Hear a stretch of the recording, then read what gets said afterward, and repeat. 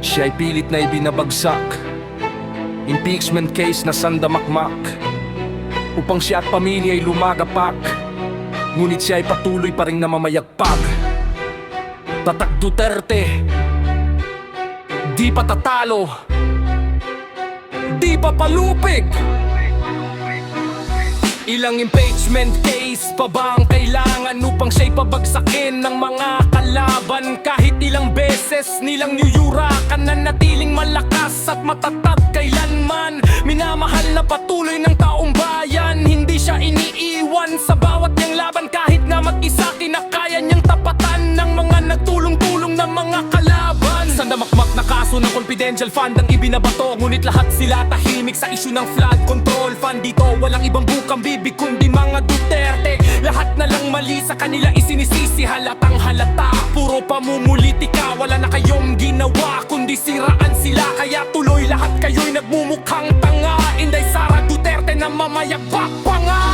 Anak siya ni FP Arade, siya ang future president natin pare. Matapang, matatag at palaban, hindi nyo mapapatumbay. Sara Duterte, aming presidente, matapang na anak ni Rodi Duterte. Sa paglilingkod, siya ay quality, subok na maasahan basta dugong Duterte. Sara Duterte, ang aming presidente, sa next election sigurado yan pare. Sara Duterte, presidente ng masa, tunay na paglilingkod, siya ay subok na.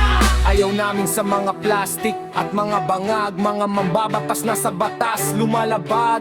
Bend the law, parang yes show. Ang Senado at Kamara nagiging game show. Eat bulaga o impeach bulaga, parang naglalaro lang ng pitik bulag. Sa korupsyon kanilang mga matay bulag. Hindi ba kayo natatakot na tuluyang mabulag?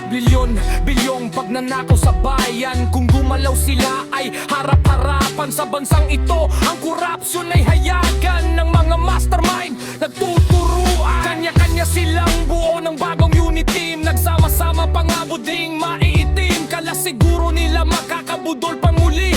Well, diyan kayo nagkakamali. Nangunggo na sa rating, malakas ang dating mga kalaban, walang ka dating-dating. Ngayon palang gusto na siyang pabagsakin ng mga taong sa kapangyarihan ay sakit. Sara Duterte, aming presidente, matapang na anak ni Rodi Duterte. Sa paglilingkod, siya ay quality, subok na maasahan basta dugong Duterte. Sara Duterte, ang aming presidente, sa next election sigurado yan pare. Sara Duterte, presidente ng masa, tunay na paglilingkod, siya ay subok na.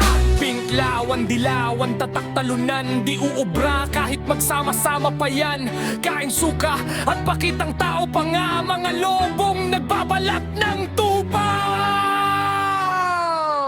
Sara Duterte, aming presidente, matapang na anak ni Rodi Duterte. Sa paglilingkod, siya ay quality, subok na maasahan basta dugong Duterte. Sara Duterte, ang aming presidente, sa next election sigurado yan pare. Sara Duterte, presidente ng masa, tunay na paglilingkod, siya ay subok na. Sara Duterte lang malakas, Sara Duterte walang katapat.